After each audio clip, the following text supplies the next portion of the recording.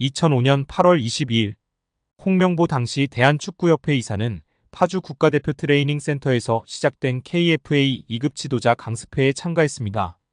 홍명보는 지도자 자격증이 없는 상태였는데요. 지도자를 할 생각이었다면 상급 지도자 자격증부터 따야 했습니다. 상급 지도자 자격증을 따면 유소년이나 초등학교 축구교실에서 지도자 생활을 할 수 있었습니다.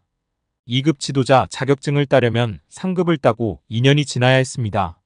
하지만 홍명보에겐 예외 조항이 적용됐습니다. 협회는 국가대표팀에서 A매치 20경기 이상을 소화하거나 K리그 100경기 이상 출전한 경력자들에 한해서는 상급 지도자 자격증 없이 바로 2급 지도자 자격증을 딸 수 있게 했습니다. 2005년 9월 26일 협회는 딕 아드보카트 한국 축구 대표팀 신인 감독을 보좌할 코치 중 한 명으로 홍명보를 택했습니다. 지도자 자격증이라곤 전무했던 홍명보가 2급 지도자 자격증을 딴 지 3주 만이었습니다. 자격 논란이 불거졌습니다. 2급 지도자 자격증을 보유한 자는 중학교나 고등학교 팀만 지도할 수 있었는데요. 당시 KFA 규정에 따르면 대한축구협회 1급 지도자 자격증이나 아시아축구연맹 A급 지도자 자격증을 취득한 자만 대표팀 지도자로 일할 수 있었습니다. 협회는 당시 지휘권을 갖지 않는 보조 지도자 역할이기 때문에 홍명보 코치의 1급 자격증 취득 여부는 크게 문제될 것이 없다는 입장이었습니다. 지도자 경력이라곤 지도자 수업 3주뿐이었던 홍명보는 국가대표팀 코칭 스태프에 합류한 역사적인 사건이었습니다. 홍명보는 국가대표팀 코치를 맡은 지 1년이 채 지나지 않아 2006 독일 월드컵을 치렀습니다. 홍명보에게 국가대표팀 코치로 지도자 생활을 시작해 월드컵을 경험하는 데까지 필요했던 시간은 단 9개월이었습니다.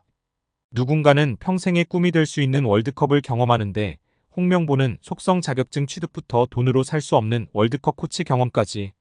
정말 대단합니다. 이후에도 홍명보는 탄탄대로였습니다. 홍명보는 2006 독일 월드컵 후에도 국가대표팀에 남았는데요. 홍명보는 국가대표팀 코치로 2007 아시아축구연맹 아시안컵, 2008 베이징 올림픽을 차례로 경험했습니다. 2006 독일 월드컵 16강 진출 실패, 2007 아시안컵 3위 및 음주 파문, 2008 베이징 올림픽 조별리그 탈락 등 대표팀은 실패를 거듭했지만 홍명보가 책임질 건 없었습니다. 홍명보는 2008 베이징 올림픽을 마친 후 감독 생활을 시작했습니다. 많은 축구팬들이 알고 계신 것처럼 2010 광저우 아시안게임에서 한국은 한 수 아래로 평가받았던 UAE와의 준결승전에서 연장 접전 끝에 0대1로 졌습니다. 한국은 이 대회에서 3위에 머물며 홍명보의 경질이 예상되었습니다. 그러나 놀랍게도 홍명보는 경질되지 않았습니다. 아시안게임은 금메달이 아니면 의미가 없는 게 분명했고 지난 2002년 부산 아시안게임에서 3위를 한 박항서 감독이 경질되었던 사례가 있기에 명분은 차고도 넘쳤습니다. 그러나 협회는 홍명보를 경질하지 않았습니다. 심지어 2014년 브라질 월드컵에서는 본선 1승도 거두지 못하고 탈락했는데도 협회는 재신임을 발표했었습니다. 결국 여론의 반발이 점점 커지자 기자회견을 열어 자진 사퇴했었습니다. 이후 협회는 2017년 홍명보를 행정총괄 책임자인 전무이사로 내정했습니다. 당시 홍명보는 행정 경험이 전무했었습니다. 이렇게 협회와 홍명보는 아주 끈끈한 관계였으며 증명 없이도 임기를 보장받았었고 낙하산으로만 채용되었던 홍명보였습니다. 이번에도 프리패스로 채용된 것도 홍명보는 뭐 자연스러웠을 겁니다. 홍명보는 나를 버렸다. 이젠 대한민국 축구밖에 없다고 하며 대표팀 감독을 승낙했다고 밝혔었는데요. 홍명보가 버린 건 자신이 아닌 울산입니다. 울산은 3년 재계약을 맺은 지 1년도 지나지 않은 감독을 협회에 내어주면서 상처만 남겼습니다. 홍명보는 대표팀 감독으로 실력은 물론이거니와 도의 신의를 저버리는 인성도 문제가 있는 감독입니다. 속히 선임 취소 혹은 자진 사퇴만이 답입니다.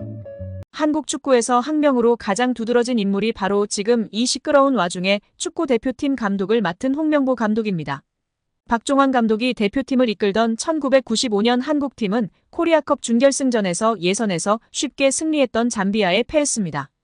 그런데 이 경기 전날 박 감독의 억압적이고 비인격적 훈련에 불만을 품고 있던 홍명보, 황선홍 등 주전 선수들이 경기 전날 술집에서 대취할 정도로 술을 마신 사실이 언론에 보도가 돼 난리가 났습니다.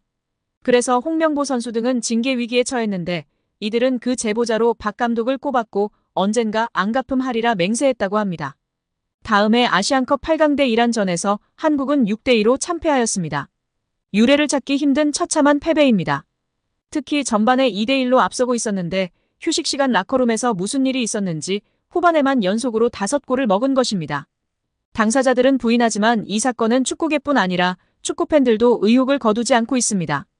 박 감독은 결국 감독에서 물러났고 당시를 회상하며 자살까지도 생각했을 만큼 개인적으로도 충격이 컸다고 했습니다. 한국이 참패를 당하자 국내 언론들은 11회를 이끌고 있는 홍명보가 태업을 이끌었다. 박종환 감독을 끌어내리기 위해 선수들이 태업을 했다라는 등의 뒷말들이 나돌기는 했지만 끝내 참패 원인의 진실은 밝혀지지 않았습니다.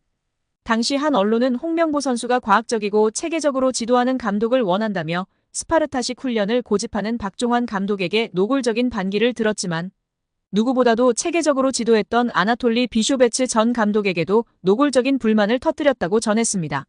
조중현 당시 KBS 해설위원조차 홍명보가 선수로서의 본분을 망각한 것 같다. 옛날에는 감독의 그림자도 밟지 않았는데 어쩌다 이 지경이 됐는지 모르겠다고 개탄했다고 합니다. 하석주 전 전남 감독은 최근 언론 매체 오센과의 인터뷰에서 11회는 그냥 봉사단체다. 내가 회장을 맡고 있다. 라고 밝힐 뿐 특별한 이야기는 하지 않았었습니다. PSG가 공식 홈페이지를 통해서 루이스 엘리케 감독, 아슈라프 하키미, 비티냐, 누누 멘데스의 재계약을 발표했습니다. PSG는 우리는 엘리케 감독과 2027년까지 계약을 연장했다.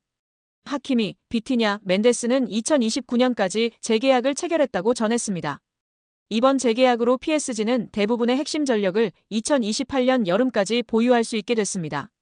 주전급 자원 중에서 2028년 이전에 계약이 종료되는 선수는 2026년에 만료되는 잔루이지 돈나룸마와 2027년에 끝나는 파비앙 루이즈뿐입니다. 두 선수를 제외한 주전급 자원들은 모두 2028년 혹은 2029년까지 PSG 선수로 뜁니다. 이강인은 2028년까지 계약된 선수 중 하나입니다.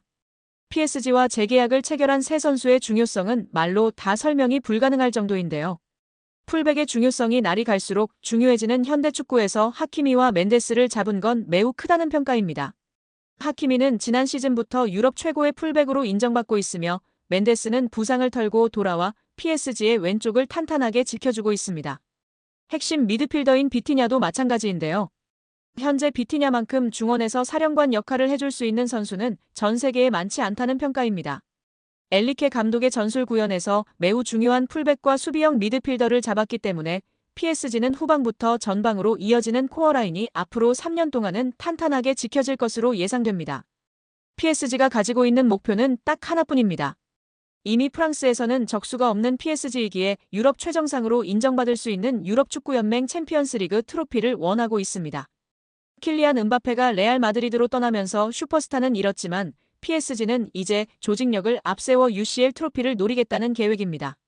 슈퍼스타 위주의 영입에서 벗어나 팀에 융화되고 조직력을 올려줄 수 있는 어리고 유망한 자원을 집중적으로 영입하는 중입니다. 이강인도 이러한 방향성에서 영입된 선수 중 하나입니다. 핵심 자원들을 모두 붙잡았기 때문에 당분간 PSG는 전력 유출에 대해서 크게 걱정할 거리가 사라졌습니다. B클럽들에게 있어서 핵심 선수 지키기는 매우 스트레스 받는 작업 중 하나지만 PSG는 전력 보강에만 집중할 수 있는 환경을 마련한 셈인데요. 엘리케 감독의 힘을 실어주기 위해서 2027년까지 재계약한 것도 이러한 방향성의 일환입니다. PSG는 여전히 스트라이커 자원이 약하다는 평가를 받지만 엘리케 감독은 제로톱 전술로 밀고 가는 중입니다.